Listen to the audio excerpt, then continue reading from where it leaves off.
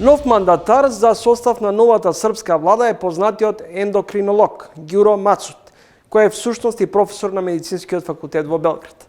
Вучич и Брнабич ја подготвуваат новата платформа за Србија, како одговор на масовните студентски протести. Нивната делегација со велосипеди патува кон Страсбург и Брисел. Студентите пак се поделени околу експертската влада. Неодамна КУСО престојува во Србија. Таму разговорав со Зоран Вулетич од Граѓанскиот демократски форум. Ево дел од разговорот со него.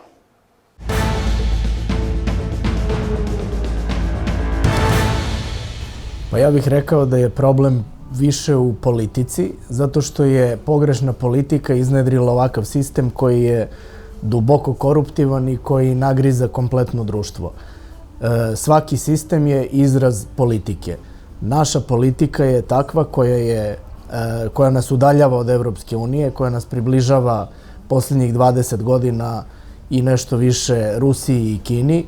I Srbija se posebno naglašavam, posljednjih 10 godina praktično razvija po modelu po kom se i Kina razvija.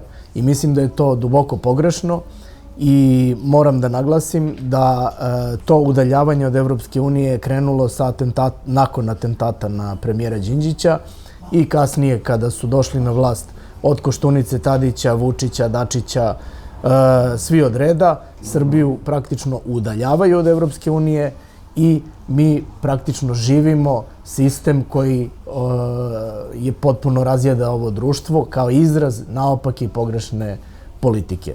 Nemoguće je ispraviti sistem, a ne promeniti i ispraviti politiku. I to je ono što ja najviše zameram studentima, jer nakon 4 meseca demonstracija morali bi i oni da shvate, kao recimo intelektualni krem našeg društva, da je sistem izraz politike.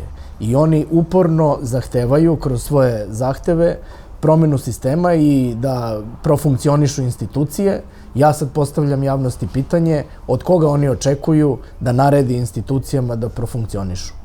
Aleksandar Vučić, on da je želeo drugačije institucije, on bi vodio drugačiju politiku i mi ne bismo danas pričali o ovim stvarima. Samo ću na kraju da podsjetim, sva kompletna infrastruktura Srbije unazad 10-15 godina, još od 2009. godine, taj prvi ugovor međudržavni sa Kinom je potpisao Boris Tadić, a kasnije je Vučić unapredio tu saradnju do najviših mogućih visina, se odigrava po državnom ugovoru između Srbije i Kine. Bez javnih nabavki, bez tendera, bez ikakve javnosti, dogovorimo u 4 oka i ovo što se desilo u Novom Sadu je posledica te takve naopake politike, nažalost sa smrtnim ishodom 16 ljudi i još nekoliko njih trajno осакачених.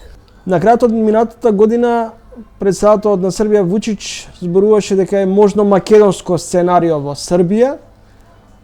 Неодамна пак македонскиот премиер Мицковски рече дека не се плаши од можно српско сценарио во Македонија.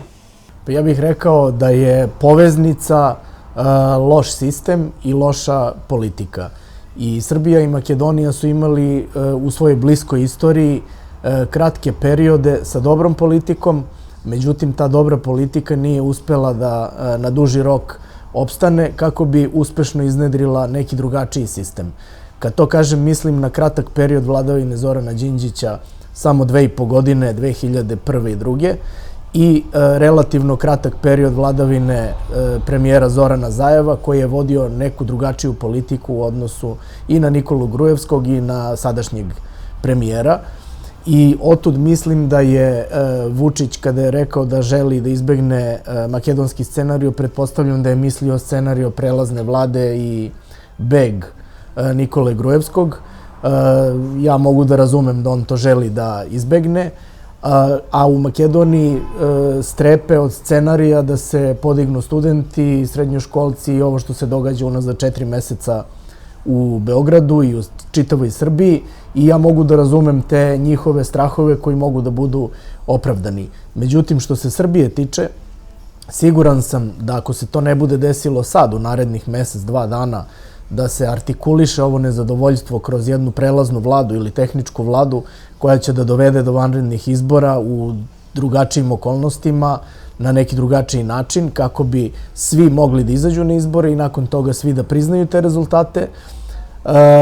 Desit će se to možda krajem godine ili početkom sledeće, jer Vučić, ukoliko bude formirao vladu iz ove postojeće većine, ponovo će to biti slaba vlada sa krnjim legitimitetom i neće biti apsolutno uspešna. Ostaće ovo dubinsko nezadovoljstvo koje se danas izliva na ulicama Beograda i ulicama širom Srbije. Господин Вулетич, по трагедијата во Кочани се отвори едно единствено прашање и веројатно клучниот проблем. А тоа е дека системот не функционира и се толерира корупција.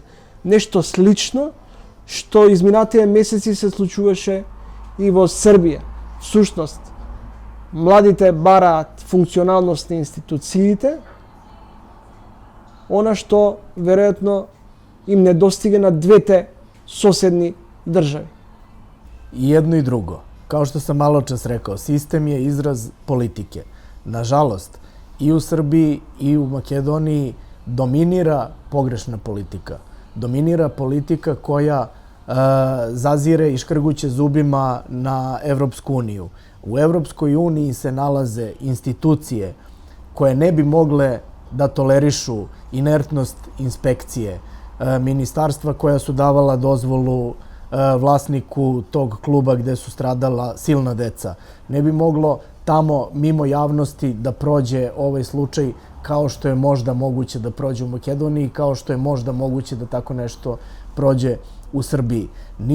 Ja kada favorizujem Evropsku uniju ne govorim zato što sam potpuno očaran i idealizujem Evropu, Evropsku uniju.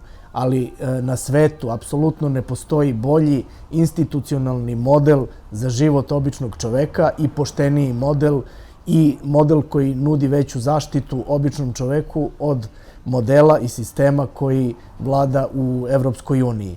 Tako da sam siguran da će ove dve tragedije u krajnjem nekom ishodu za Makedoniju ima malo više optimizma nego što se Srbije tiče. Ipak ste ušli u NATO pakt, ipak je urađen neki ozbiljniji posao nego što je urađen do sada u Srbiji, tako da se nadam da će ove brze reakcije koje je vlada Makedonije povela i istragu u vezi sa ovim slučajem i što je tako dubinski krenula unazad 15 godina da traži krivce jednog za drugim, voleo bih da pogledaju i u sopstvene redove, jer sam siguran da i u sopstvenim redovima imaju i tekako ljude koji su morali pre godinu dana ili pre pola godine kroz različite inspekcijske nadzore ili kontrole da dođu i sami do zaključka pre tragedije nego što se desila. Ali ponovit ću još jednom, politika i sistem moraju da se promene. Sistem ne može da se promeni dok se ne bude promenila politika ni u Makedoniji, ni u Srbiji. Господин Вулетич, дали е на сцена автократија? Da, apsolutno jeste autokratija na sceni i mislim da iz prethodnih odgovora koje sam dao lako mogu gledaoci da zaključe da je moje mišljenje da posebno u Srbiji vlada autokratija. Mi kad pogledamo naše medije, kada pogledamo kako su u funkciji predsednika države i vlade koju formira Srpska napredna stranka unazad 10-12 godina, nedvosmisleno možemo da zaključimo da je to jedan autoritaran režim koji apsolutno ne vlada na demokratski normalan način. Uostalom imamo niz institucija svetskih od Human Rights Watcha do Evropskog parlamenta koji su opisali Srbiju kao hibridnu demokratiju. Imali smo svedočenja raznih institucija, takođe evropskih, nakon poslednjih par izbornih ciklusa, da mi čak nemamo ni slobodne izbore, da izbori nisu fair i onda kako možemo drugačije da okarakterišemo jedan režim nego kao čisto autokratiju. Благодарам.